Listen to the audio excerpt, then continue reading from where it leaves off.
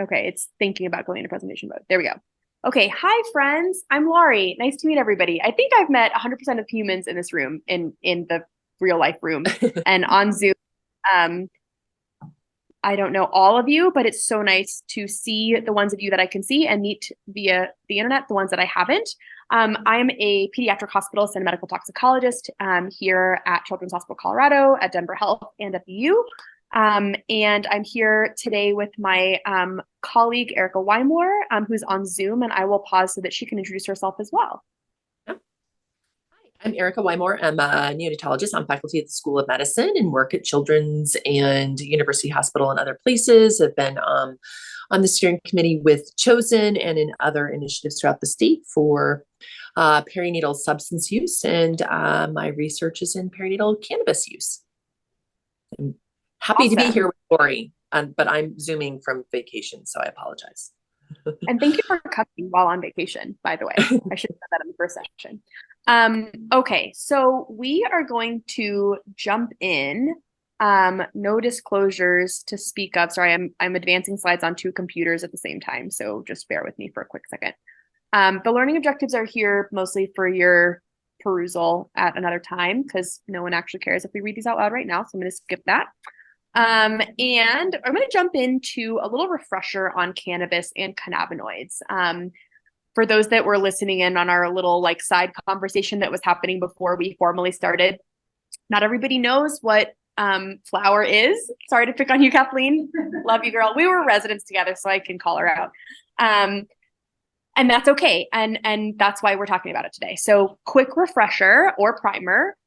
Cannabis is the genus of many species of plants. There are sort of two species that are primarily utilized for recreational purposes, but there are actually quite a few cannabis species out there. And that's where the name comes from. It's the genus. Cannabinoids are the compounds that bind to cannabinoid receptors, which we'll talk a little bit about the endocannabinoid system in just a minute. There are lots of cannabinoids in cannabis. Notably, the cannabinoid that most people talk about all the time is delta-9 THC, delta-9 tetrahydrocannabinol, which for ease, I am abbreviating as THC, but it is in fact delta-9 THC. People talk about that one a lot because it is the primary psychoactive cannabinoid, but it is present in very minimal quantities in the actual plant. What's mostly in the plant are precursors to delta-9 THC, for example, THCAA, and that molecule, THCAA, has to be decarboxylated to THC, typically via pyrolysis, like heating or burning, which is why smoking works, although it's not the only way to decarboxylate THCAA. So the point of that story is to say that you can't get high from eating just like the raw plant material. That's not really going to work for you. And it kind of tastes gross. So let's talk about the pharmacokinetics. And this is, again, a really important just like primer so that you understand where some of these future statements and recommendations come from. So the first thing to understand is that the bioavailability of delta-9 THC is highly variable. Remember, for those of you that like tuned out in like med school 101 pharmacokinetics, bioavailability means how much, what proportion of a dose that you're exposed to is actually usable by your body for the intended effect.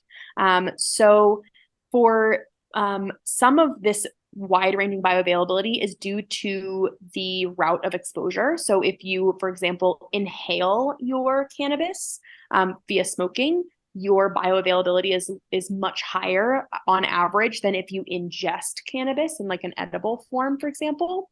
And then also some of this difference is just inter-individual differences. So humans are different from one to the next, and your physiology is different from one to the next. And so when we measure bioavailability in, for example, studies of multiple individuals, we can see differences, even if those individuals are utilizing the same product with the same route of exposure. When you are exposed to cannabis, whether you inhale it, ingest it, whatever, there is rapid penetration of highly vascularized tissues. So think of some of those that are relevant to this conversation, like your brain and your mammary glands are highly vascularized. So you get very quick penetration of those tissues. And then there is a much slower but sustained accumulation in fatty tissues. And so that's going to come into play when we talk about elimination in a minute. A quick word on metabolism. Metabolism is really complicated. We could have an entire hour-long presentation on the metabolism of cannabinoids. The really, really, really abbreviated version is basically you hydroxylate it, then you oxidate it, and sometimes you glucuronidate it, and that's basically how metabolism happens. The reason that's relevant is that remember that adult metabolic capacity is not the same as fetal metabolic capacity nor infant metabolic capacity. We could, again, have another hour-long presentation on the ontogeny of drug metabolizing enzymes. That's another area that I think is really interesting. But suffice it to say that there are some metabolic processes that are overdeveloped in fetuses and young infants relative to adults, and several that are highly underdeveloped, and those change over time. When we talk about elimination of cannabinoids and delta-9 THC and their metabolites in particular is very, very slow. And that is primarily driven by the slow redistribution from fat into plasma. So we talked about how when you first are exposed, you get a rapid penetration of that highly vascularized tissue, followed by accumulation into fat. Then you sort of have the reverse happen over time, right? So it's stuck in your fat. Remember, fat, as a general rule, is not a very metabolically active tissue, right? So you're not breaking down fat stores all the time at a significantly rapid pace, and it's not our primary source of energy, right? And so unless you are in like a starvation state, most people are going to have very slow redistribution from fat back into plasma. And again, if it's in the plasma, even in these small quantities, as our next bullet point on the slide will show, then you have slow and ongoing excretion via crossing the placenta and excretion via breast milk. This is just two slideshows. Here we go. This is just a visual representation of some of the differences between smoking or inhalational exposures versus oral ingestion or like edible exposures in both the parent, air quotes, parent THC compound, which is the dotted line here, and then various metabolites like 11-hydroxy THC and THC glucuronide. So the point of this story is just that with inhalational exposures in particular, you get this very, very rapid rise in your THC content of your plasma, and then a rapid decline. As that THC content declines, you get this increase in metabolites, right? Because that's what's happening to THC. It's being metabolized to the metabolites. Compare that to what the metabolite profile looks like after ingestion. There is a significantly larger area under the curve after ingestion of particularly some of those metabolites. And you can see how, this graph cuts off after 12 hours. Note, by the way, that the inhalation graph cuts off after 6 hours. And the line is still going, right? So you get this very protracted period of time where there is ongoing, presence of these compounds in your serum, and therefore potential for redistribution both into the mammary gland, across the placenta, et cetera.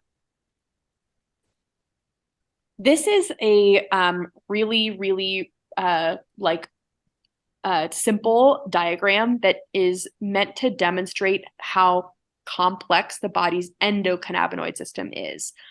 So as we've discussed before at our introductory slide, cannabinoids are substances by definition that are ligands for the endocannabinoid or cannabinoid receptor, but we don't have cannabinoid receptors in our bodies. We didn't develop these or evolve these to bind exogenous ligands, right? We developed these to bind endogenous ligands, which are endocannabinoids. So we have various compounds. These are being elucidated actually every day, new ones, but anandamide and arachidonic acid and all these different ones that are ligands, endogenously produced ligands to these endocannabinoid receptors. And you can see they're kind of all over the place, right? They're in all kinds of tissues. Yep. Oh, sorry. Thank you. Thanks, Christina. Sure. Do you want to scooch over here? Love that plan.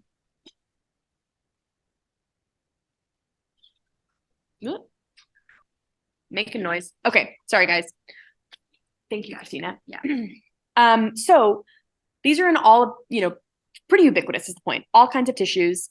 And particularly, recognize that for some of these really critical functions, a la like in your CNS, for example, if you have a really delicate internal system for how these receptors are supposed to be stimulated and ligands binding and blah, blah, blah, then you introduce exogenous ligands, you can envision how this can go awry really quickly and how you might mess with a really delicate system that's still in development when we're talking about fetal life. Thanks, Christina. You got it? Uh-oh. Maybe. There we go. Okay, cool. So this is a graphic that I pulled from Zamnesia, which is one of many, many, many websites out there dedicated to, in this particular blog entry was for cannabis, but there are lots of these, really popular websites where people discuss, for lack of a better term, their use patterns of lots of different substances. And these can be, sometimes these don't get like utilized for academic presentations because they're thought to be sort of not like rigorously vetted. In my opinion, and sort of in my line of work, this is where all the information that's relevant comes from. Like it is from the interwebs, from people that are actually using these substances. Your like NISDA survey is great and has its merits and probably is not capturing a lot of the detail that we can get using the interwebs. So this survey from Zamnesia just demonstrates how there is an increasing variety of how people consume cannabis, right? So historically, people would roll a joint and smoke it. That's what people did. Now there are lots and lots of different ways that you can consume cannabis, and smoking is still really popular, but it's actually less than half of respondents reported that smoking was their preferred method of consumption. Vaporizers, capsules, edibles, these are really popular methods of cannabis consumption too, and that's reflected in our perinatal population as well. So not every person is going to prefer smoking as their cannabis method of consumption. And even for those that, thanks, Christina, even for those that do prefer to smoke, not all smoking is created equal. So a blunt is not the same as a joint, is not the same as a spliff, is not the same as a vape or a dab or a wax. These are all different things. They are consumed differently with different devices. And it's just to say that like just saying an inhalational exposure that in and of itself is not homogeneous, right? There are lots of differences in these different categories. Even the plant matter itself is changing over time. So we sort of talked about, cannabis is a plant, but plants evolve and plants can also be cultivated to have certain properties, right? And so over the past, 25 years or so, you can see this red line, which is the percent by weight. So the content of these plant matter samples by weight of THC. And that has gone up quite substantially from 1995 when this study period began up to 2021. And that is not an accident. That is by design. So people are cultivating and selecting for plants that have higher THC content and then breeding them to selectively to produce greater and greater and greater quantities of THC. So even, you take a joint today and a joint from 25 years ago, and the dose of THC that you would get from smoking the joint 25 years ago and smoking the joint today is substantially different. Last slide on this sort of like cannabis primer.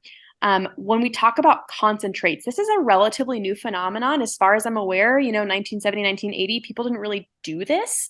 Concentrates are exactly what it sounds like. They are highly concentrated products. So we just showed in the slide before how the THC content by weight in plant matter has increased from about 4% up to about 15% in that 25-year period. These concentrates, I'm talking about, 70, 80, 90+% by weight is THC. So extremely concentrated. And what that means is a relatively small exposure, sort of a single use of wax, for example, is likely going to yield a much higher dose than like smoking a single joint, for example.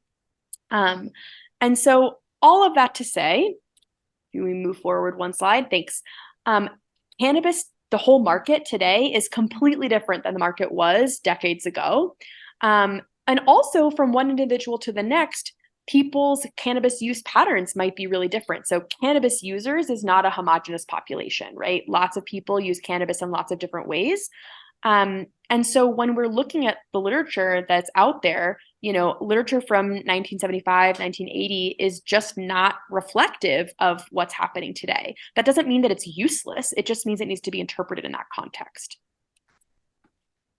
So I'm going to breeze through a couple of these slides because we talked about this a lot already in Dr. Metz's presentation, but we know from surveys of, like national surveys that are designed to generate national prevalence estimates, the national prevalence of cannabis use during pregnancy is probably somewhere around 7 to 9% in self-report, like national survey style studies.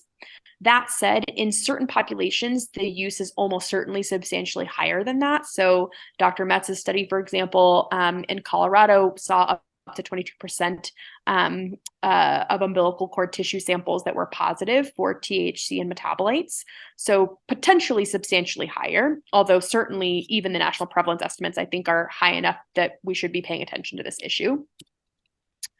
This next slide is just a quick little study that I did in fellowship where we used a different online platform to generate national prevalence estimates. And the point here is to just say that it doesn't matter what color you are, whether you're married or not, whether you have a high school education or a college degree or something in between, how much money you make, everybody uses cannabis.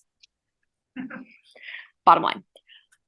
Okay, so because everybody uses cannabis, everybody should be screened about their cannabis use. I'm just realizing that I'm like weirdly backlit. So sorry, people on Zoom, that I'm just like a really weird silhouette. Oh, look at that. All fixed. I don't know. I need to like stop moving so much. I think this like, I don't know, whatever. It's fine. It's going to be fine. So this is, Oprah Winfrey. You get a car, you get a car, you get a screen, you get a screen. Everybody gets a screen. That's how it should be, right? And also, like, I love that Oprah's really excited about this. I'm not sure how many people are like, I'm so excited to talk about your drug use, but that's pretty much how I feel when I go to work every day. So I'm going to try to share that energy with you. If you think about this not as like a really annoying checkbox, but rather an opportunity to develop a collaborative relationship, I think even just that sort of shift in mindset can sometimes go a long way. The other thing is that we screen because we actually might do something with the response, right? It's not just to say, nope, noted, you use cannabis. Even though that's what's happening in a lot of cases, we should be doing something with positive screens. And so we might propose for folks that have a positive screen, some things you might want to consider asking some more questions, like what kind of cannabis do you use? Do you smoke? Do you ingest? Do you vape? Do you dab? I use the word potency here. Usually we should be using the term dose. Potency is not really the correct term, but that's what we have used in the literature for a long time now. What I mean is dose, right? How much are people using? The frequency, why they're using, that's a huge one, and evaluate for the possibility of cannabis use disorder. So there are particular screening tools that can actually help you identify people that have a cannabis use disorder. The QDID-R is one example. When we talk about reasons for use, and Dr. Metz addressed this in her presentation already, a very common one, which leads me to point number 2 here, is mood and anxiety disorders. We know that the comorbidity of mood and anxiety disorders and substance use is really, really high. And so, if somebody tells you, yeah, I am using cannabis, it's probably worth asking really specific questions about whether they may have a mood or anxiety disorder. Irrespective of whether they're pregnant right now, they're not pregnant, anyone that uses cannabis and discloses that to you, someone should have a conversation with that person about what using cannabis means in terms of their medical, potential medical effects. So, one example of that might be anesthesia concerns. That's been really well developed actually here on Anschutz campus. And so that's, totally unrelated to their pregnancy, just being a human being that's exposed. There are things that you should know about so that you can be intelligent in your decision-making when it comes to use. And people, generally speaking, are appreciative of just having information. Important to our population, obviously, is assessing the intent to breastfeed. And this is in part to also start this conversation really early about what we would recommend as far as the best way to promote safe breastfeeding. So certainly, we'll get to the nitty gritty here in a minute, but the recommendation across essentially every major public health organization and professional society is to recommend against cannabis use during pregnancy and lactation. And so having the opportunity to have that conversation early, as opposed to after the baby's born, for example, allows that conversation to really have the most bang for its buck, right? Telling somebody after they've delivered their baby, it probably would have been great if you stopped using cannabis during pregnancy, is not helpful. Last but not least, there are some patients that are probably going to warrant additional supports, whether that's a referral to addiction care, particularly for those that are polysubstance using, some that may need, additional community supports, cognitive behavioral therapy, et cetera, et cetera. This is just sort of opening the door to that conversation. Uh-oh. Okay, there we go. So then just remember that at the end of the day, our job is to provide information. It's the patient's job to decide what to do with that information. So, I think of myself and the healthcare teams around all of us as guides, and our patients are the decision makers. And that's a big paradigm shift from, 20, 30, 40 years ago. That is not how this used to play out, for better or for worse. In my opinion, I think it's for better now. But it's hard, I think, especially for pediatricians and neonatal care providers, to swallow this notion that we are not able to really enforce particular decisions when it comes to this air quotes innocent baby, that they didn't choose any of this, they didn't choose these exposures. And I really get that. I really, really do. I'm a parent. I'm a foster parent of 3 kids, and they didn't choose a lot about their lives. That's pretty terrible. And yet I don't get to decide a lot of things about what happens to them. And it turns out that that's just true in life. And so it's hard. That's a big paradigm shift, and it's hard to swallow that. And I think we need to call out that that's hard for people, especially, again, I think on the newborn care side of things. And it's still true that people have the right to parent their children differently than we would. They have the right to, choose medical decisions that would be different than what we might recommend. And that is just how it is. That's sort of just life. So we kind of got to just sit with that one and be willing to move forward with that. So when you're counseling patients, I do think that there are some points that might be worth bringing up in that conversation.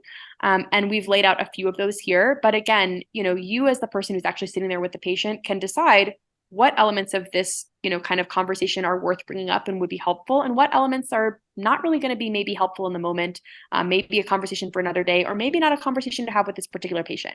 So point number 1 to consider: essentially every single public health organization and medical organization and professional society that has rendered an opinion on this topic has said it's probably a bad idea for people to smoke and use cannabis during pregnancy and lactation.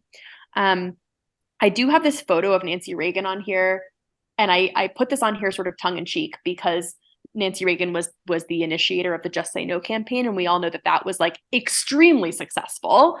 LOL, that's sarcasm for those that didn't pick up on that. And so I realized that for some patients, this is not helpful to say like, well, everyone's really smart out there says don't do it. That may not be helpful, but I do think that, recognizing that there are really large groups of people who are really smart with a lot of differential expertise who have come to the table to think about this and have come to the same conclusion, that is still pretty powerful in my mind. I'm going to sort of fly through this because I think Dr. Metz covered this really, really well in her presentation, but there are increasingly studies being published that really solidify the evidence base for some effects that I think are plausibly pretty substantially related to in utero cannabis exposure. For example, infants being born SGA. Increasingly, I think there is pretty good data for neurocognitive effects. So decreased cognition, decreased attention, decreased academic ability, difficulties with attention. One that we haven't talked about yet that I do think is relevant for some families. There is, in my opinion, increasingly convincing evidence that cannabis use during pregnancy is associated with increased initiation of cannabis use by the offspring at an earlier age, including in late childhood, so prior to adolescence.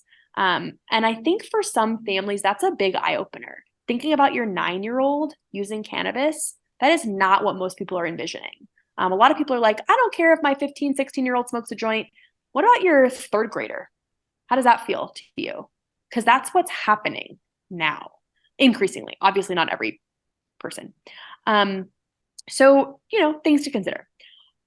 Quick shout out, all of those statements I literally copied and pasted from the RMFAC's website. For those that are not familiar, RMFAC is an acronym. It stands for the Retail Marijuana Public Health Advisory Committee.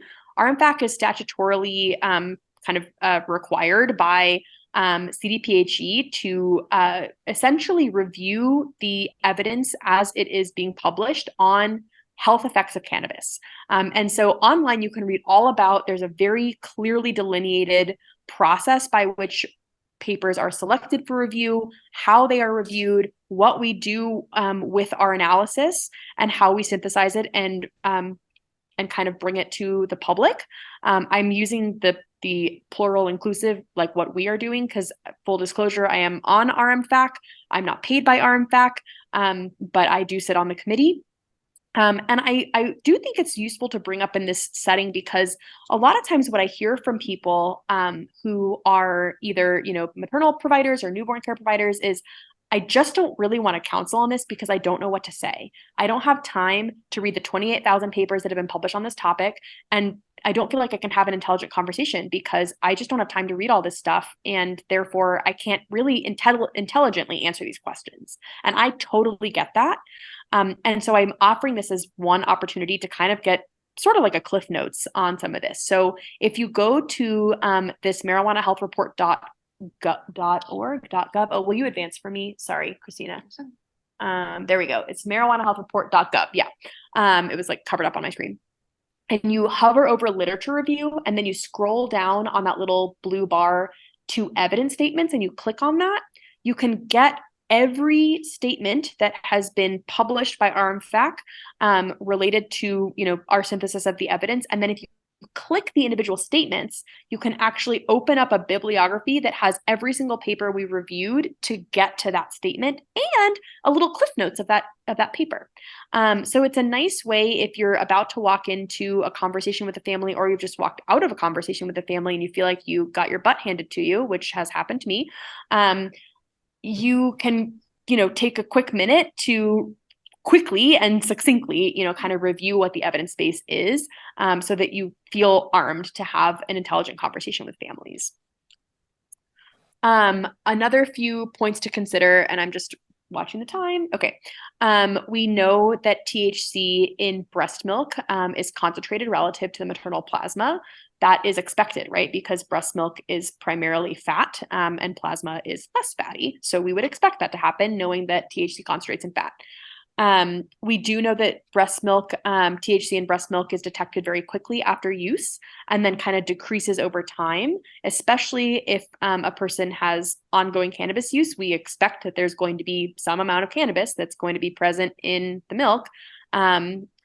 But even if I skip down to the last part with cannabis cessation, because of that very slow redistribution from the fat into the plasma, even with cannabis cessation, you see concentrations in breast milk remain detectable for many, many weeks past the point of cessation, although they do decline over time. So there is still a decrease. For infants that are being fed human milk, we know that THC is bioavailable to infants via lactation. Both THC and many THC metabolites have been detected in human milk and actually been detected in the feces of infants that have been fed that human milk. So it's definitely bioavailable. Obviously, what does that mean is the point of all of this research we've been talking about. All right, moving forward, this is a nice summary slide that Erica put together of studies that have looked specifically at THC excretion in breast milk. And I think a few things to consider, the N of these, a lot of them is relatively small, but it is the data we have. The number of samples analyzed varies pretty significantly from like a couple dozen to several hundred.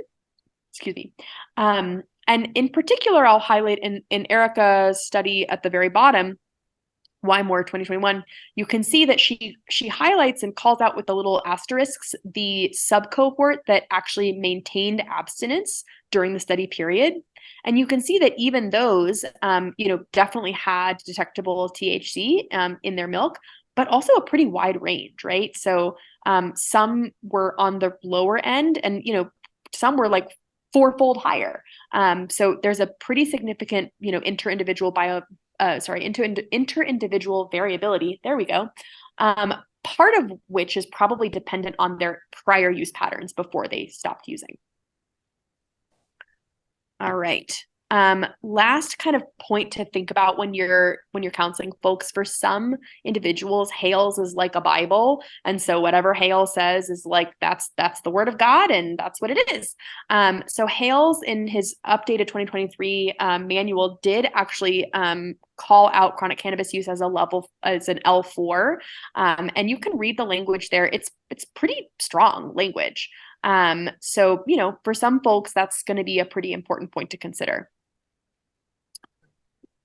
So at the end of the day, what do? You have to weigh the risks, the benefits, and also what the birthing parent wants to do. What are their goals? What are their desires when it comes to both their cannabis use and their infant feeding practices? I think it's really important to highlight that there is not any known safe amount of cannabis use during pregnancy or lactation. And certainly, we would recommend that abstinence or cessation would be ideal, but we recognize that that's not always feasible or achievable or even desired by the birthing parent. And for those, sometimes decreasing their use, decreasing the dose or exposure is still feasible and potentially desirable. A couple of last points, I think, for everybody universally that has cannabis present in their home, using it or not, really important to talk about some harm reduction and anticipatory guidance. So first of all, make sure people actually know what a poison control center is and how to call us. We are seeing decreasing calls to poison centers every year, and I think this is because of a lack of socialization of poison control centers. 25 years ago, everybody knew what a poison center was. Today, you ask the average 15-year-old, they're like, I don't know, what? Make sure people know to store cannabis and all other pharmaceuticals or potentially dangerous substances up, away, and out of sight. You need to have a plan for safe and sober caregiving and for driving, whether you have the kids in the car or not.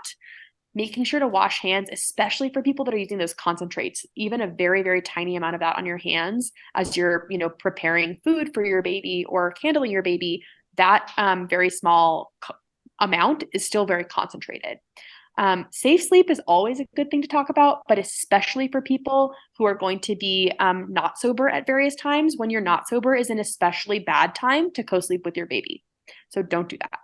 And there is data that demonstrates that people that have ongoing cannabis use postpartum are less likely to attend well child checks than those that don't. And so making sure people understand the importance of well child checks, I think, is also really important. This is a really quick graphic that is one of many that are out there that talks about various harm reduction strategies, even for those patients that have no desire or interest in decreasing their use at all. There are still things they can do to decrease the risk of harm to themselves and to the people around them. So things like making a plan for caregiving and driving, making your own kind of limits for that person internally about how much they want to use, when they want to use, how they want to use, maybe switching to a different route of exposure. So like inhalation versus cannabis edibles, there are some very significant differences in the pharmacokinetics that we've talked about. And so there are pros and cons to those. And depending on what your goals are, maybe switching from one route to another makes sense. So these are just some examples, but there are lots of these out there. And I think a lot of these can be really helpful for people to recognize that even if you choose to continue using at your exact same, use patterns, there are still steps you can take to make the risk of harm go down. A couple of last key takeaways, and these are all on individual appearances. So just kind of click through these. Thank you, Christina. Screen everybody. Talk to people about what some of the educational points we've talked about today, and particularly highlighting there is no known safe amount to use during pregnancy and lactation. Make sure people walk through that anticipatory guidance and especially for those for whom abstention is not possible or desired, focusing on harm reduction. And with that, I will close. Erica, I flew through that. What did I forget to say? What did I say wrong? Oh, nothing. I think that on the second time around, it's like smooth. It's great. Well, thank you guys. We are a couple of minutes over time, but I did want to just open it up, especially for those on Zoom, because I know it's always like awkward in Zoom land. If there are questions or concerns or thoughts or rude remarks, happy to hear all of those. I'm going to stop sharing here real quick so I can see all your beautiful faces. And or you can put them in the chat. And or you can just like peace out. That's cool too. Thanks, Anushka. Long time no see, by the way. We should hang out. Cool. Well, thanks. And friends in the room. Sorry. I always feel like I'm neglecting you when I'm looking here and I'm neglecting them when I'm looking up here. And now we're like burning in the sun. Yeah, I know, right? Gotta like roll up my sleeves. Well, thanks, guys. Thanks for hanging out with me. I'm gonna, hey, Zoom people, I'm gonna leave our breakout room. But Erica, it was so good to see you. Likewise, have thank you so an much for awesome vacation. yes, thank you for manning all of this. This is great. See you later.